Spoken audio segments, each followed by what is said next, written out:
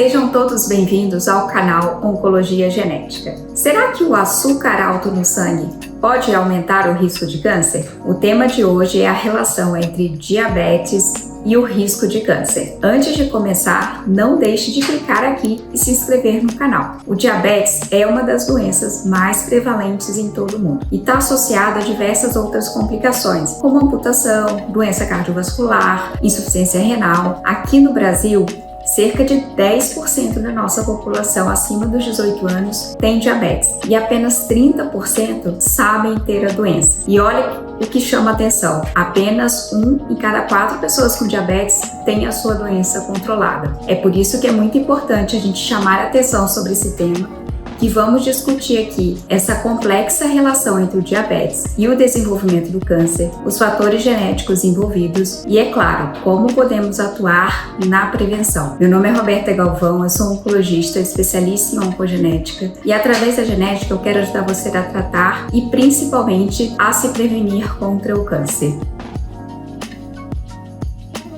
Mas o que é o diabetes? O diabetes é uma doença crônica que afeta a forma como o nosso corpo metaboliza a glicose. Independente de qual é a forma pela qual ele se desenvolve, o resultado final é o aumento dos níveis de glicose no sangue, o açúcar alto no sangue. Existem 2 principais tipos de diabetes, de forma bem resumida. O diabetes tipo 1, antigamente conhecido como diabetes insulino-dependente, que é desenvolvido principalmente por uma deficiência primária da insulina, que é o principal hormônio que controla os nossos níveis de glicose, e o diabetes tipo 2, que leva a uma resistência à insulina, a um defeito na forma como a insulina vai ser utilizada e, como a gente sabe, leva ao resultado final do aumento nos níveis de glicose na corrente sanguínea. A ligação entre o diabetes e o risco no desenvolvimento de câncer foi proposto há mais de 100 anos. E o risco de câncer parece ser maior tanto para o diabetes do tipo 1 quanto do diabetes tipo 2. Essa relação ela já é bem estabelecida para alguns tipos de câncer, como o câncer de fígado, o câncer de pâncreas, o câncer de mama, o câncer coloretal e o câncer de bexiga. Vamos entender melhor como que se dá essa complexa relação entre o câncer e o diabetes. Quais são os mecanismos envolvidos? O primeiro deles, a hiperinsulinemia e a resistência à insulina. O aumento dos níveis séricos de insulina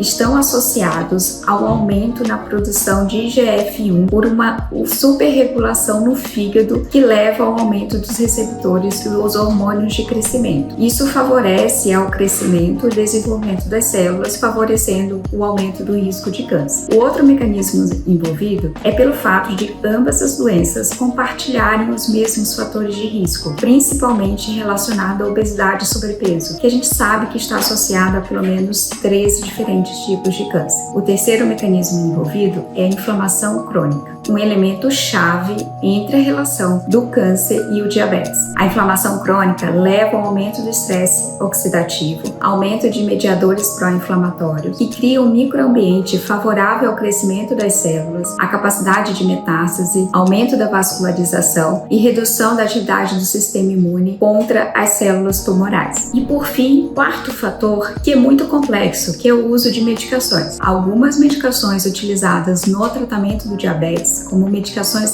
da classe das sulfonilureias e também insulina, parecem aumentar o risco de desenvolvimento de alguns tipos de câncer. Por outro lado, medicamentos como a metformina, que reduzem a resistência à insulina, ajudam a reduzir o desenvolvimento do câncer, como mostra alguns estudos. E pacientes que já têm o diagnóstico do câncer e que estão em tratamento oncológico, o uso de glicocorticoides e também algumas terapias-alvo podem levar ao desenvolvimento do diabetes e que podem favorecer o crescimento do câncer. Por isso é essencial, nessas situações em que o paciente usa medicações tanto para o diabetes como para o câncer, o controle glicêmico dos níveis de glicose bem rigoroso e o monitoramento com exames, como a gente vai ver mais adiante. E a genética? Onde estão os fatores genéticos envolvidos nessa relação entre o diabetes e o câncer? Alguns estudos sugerem que algumas pessoas podem ter uma predisposição genética para as duas doenças, tanto para o desenvolvimento do diabetes diabetes quanto para o risco de algum tipo de câncer, como mostra alguns dados sugerindo que algumas famílias têm maior risco de câncer de pâncreas e também tem um fator genético que predispõe ao diabetes do tipo 2.